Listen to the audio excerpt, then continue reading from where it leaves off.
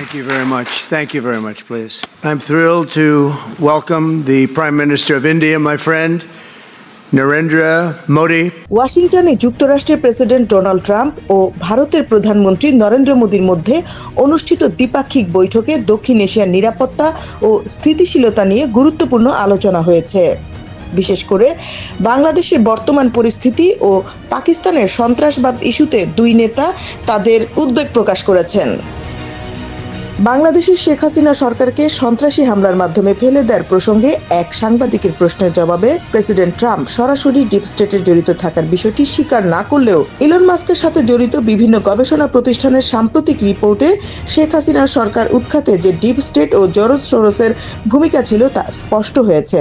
This August, Prime Minister in Bangladesh, who was basically ousted in a sort of military coup coupled with a color revolution, and Grey Zone News, Max Blumenthal's outlet, published this report that I've been talking about a lot for the past week because it's just a really, really clean example. So basically, starting in about 2018 through 2020, it appeared that U.S. statecraft was not particularly pleased with Sheikh Hasina winning this, the Prime Minister winning the election. রাজনৈতিক বিশ্লেষকরা বলছেন, একজন সরকার প্রধান হিসেবে Trump বিষয়টি জানলেও সরাসরি সম্মতি জানানোটা কূটনৈতিক ভাষা হতো না, আর সে কারণে ট্রাম্প সরাসরি স্বীকার করেননি। তবে তিনি এটা পরিষ্কার করেছেন, আগামী দিনে ট্রাম্প প্রশাসন ভারতের চোখ দিয়েই বাংলাদেশকে দেখবেন, আর সে কারণেই তিনি বলেন বাংলাদেশের সরকার পরিবর্তনের বিষয়টি ভারতের প্রধানমন্ত্রী ভালো বলতে পারবেন এবং তিনি ভারতের নেতৃত্বের উপর আস্থা রাখেন।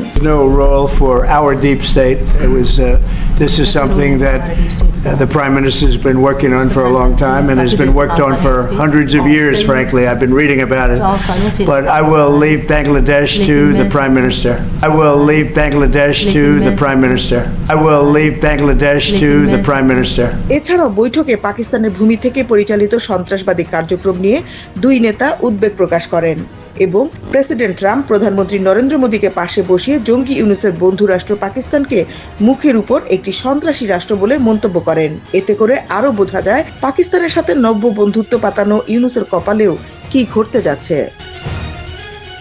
এর আগে মোদি বৈঠক করেন সদ্য দায়িত্ব গ্রহণ করা যুক্তরাষ্ট্রের গোয়েন্দা বিভাগের প্রধান তুলসী গ্যাবার্ডের সাথে।